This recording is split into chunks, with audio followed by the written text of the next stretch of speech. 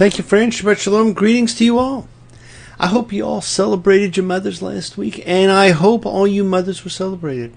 Remember, people do not have to be alive to be celebrated and honored in your life. Part of their spirit, their influence, their memory, their souls stay with you and always will. Ellen, I did not know that it would have been your mother's and your brother's birthdays, and I'm sure that's hard for you. But I know you feel them and see them and smile for them, just as I am sure the anniversary of Mo's passing was difficult for everyone in his family.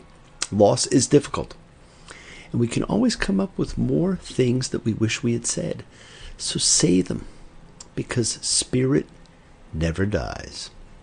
Catherine the Great said, I praise loudly, I blame softly. Something perhaps we can all learn to do. And friends, I learned a long time ago that in communicating one needs to make I statements, not you statements.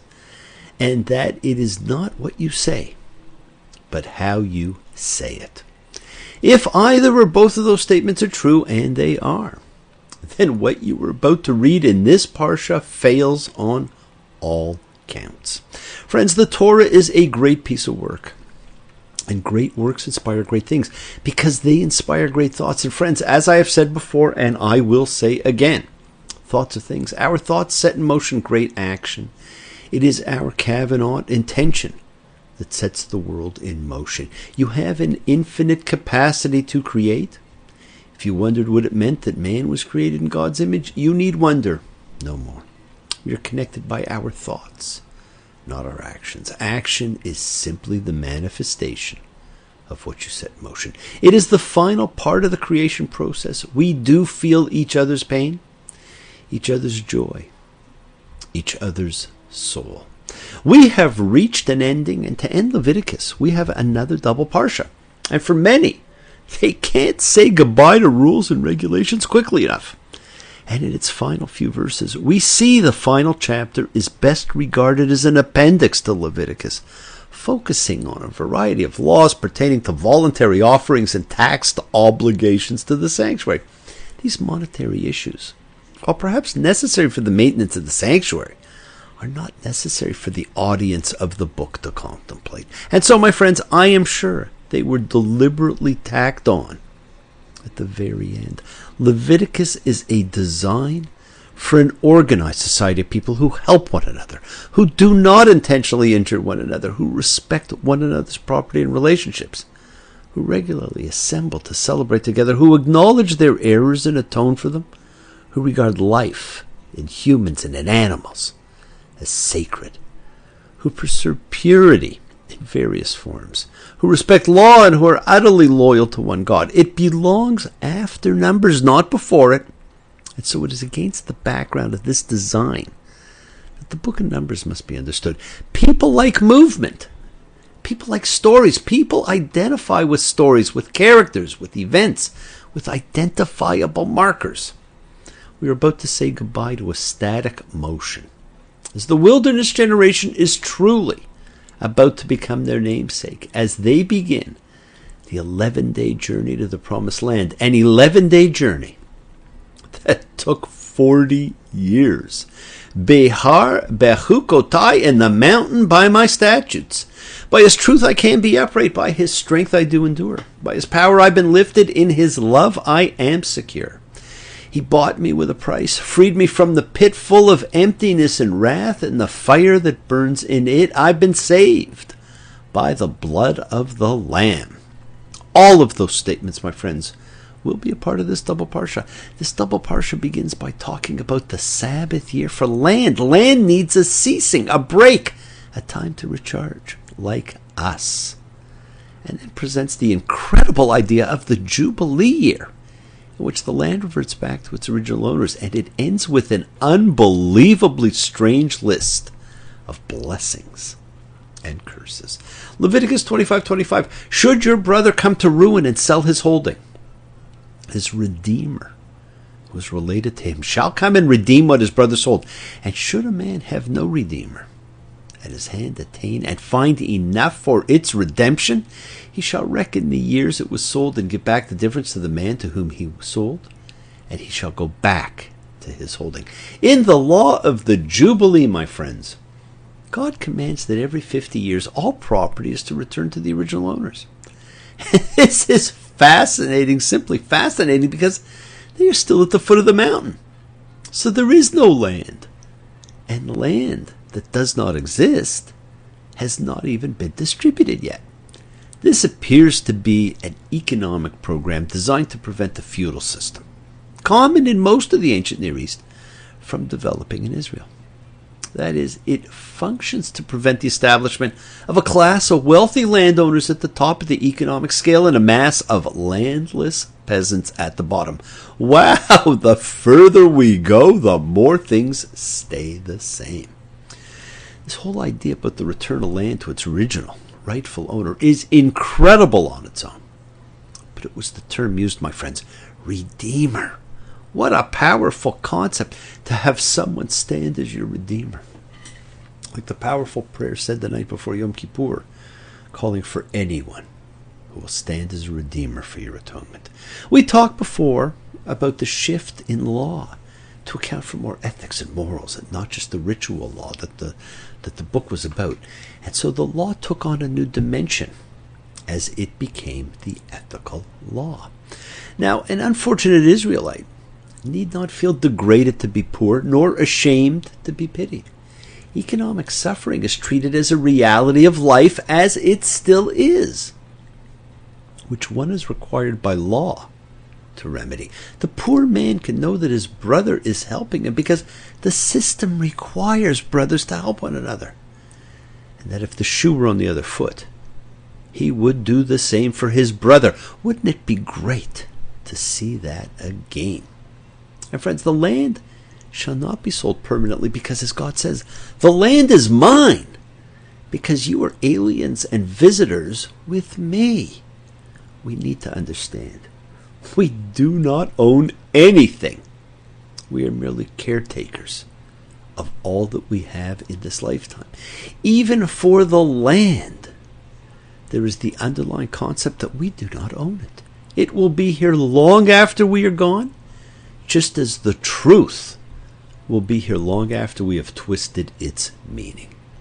Now, when I read this parsha, I think of one of the things said by the great pharaoh Amenhotep IV, probably one of the most interesting pharaohs of all, whose name was changed to Akhenaten, meaning effective for the Aten. And the Aten was conceived as the Lord, the creator, giver of life and nurturing spirit of the world.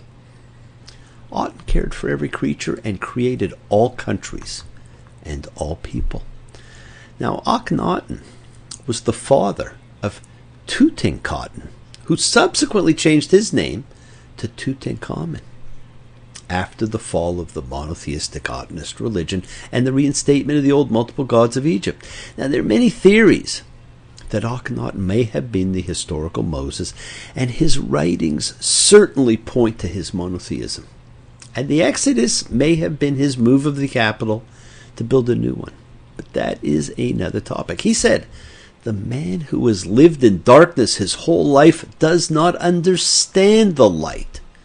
He calls it evil because it hurts his eyes.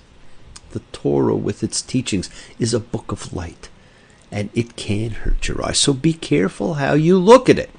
In Leviticus 26 and 27, we come across possibly one of the strangest lists of blessings and curses of all time. Friends, it opens with a reminder we all need to keep in mind. I am the Lord your God. My Sabbaths you shall keep, and my sanctuary you shall revere. I am the Lord.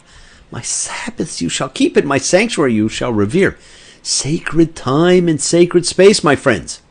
Since the first day of creation, the two things we need to keep in mind, and that keeps coming up again and again.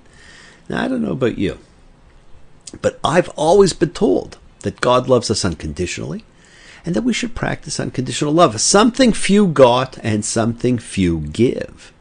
Now, if you ever needed more proof that this book of laws was a priestly edition, look no further than this list of blessings and curses. It goes against everything we are taught, but feeds perfectly into the power of the priestly cult. We all know what a conditional statement is. If, then. If I fell in love with you, would you promise to be true and help me understand? Well, there is no helping here. If you do what I say, these are your blessings.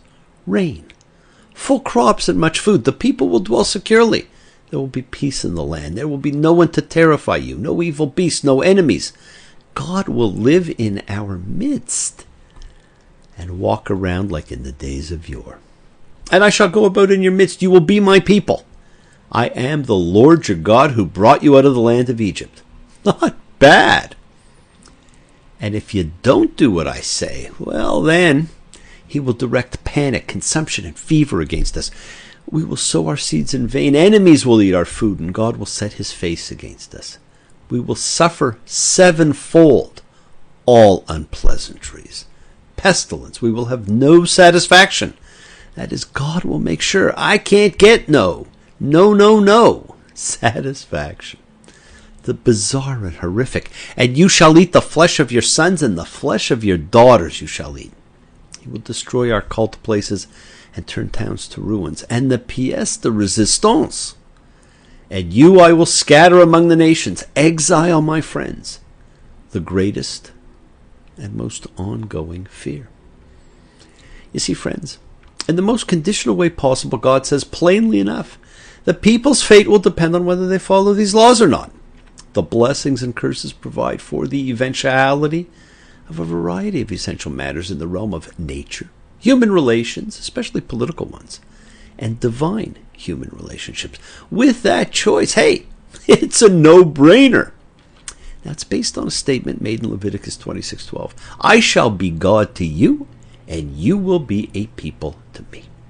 The last blessing of the list echoes what is thought to be the wording of the marriage ceremony in ancient Israel. I shall be a husband to you, and you will be a wife to me. As well as the adoption ceremony, I shall be a parent to you, and you will be a son, daughter to me.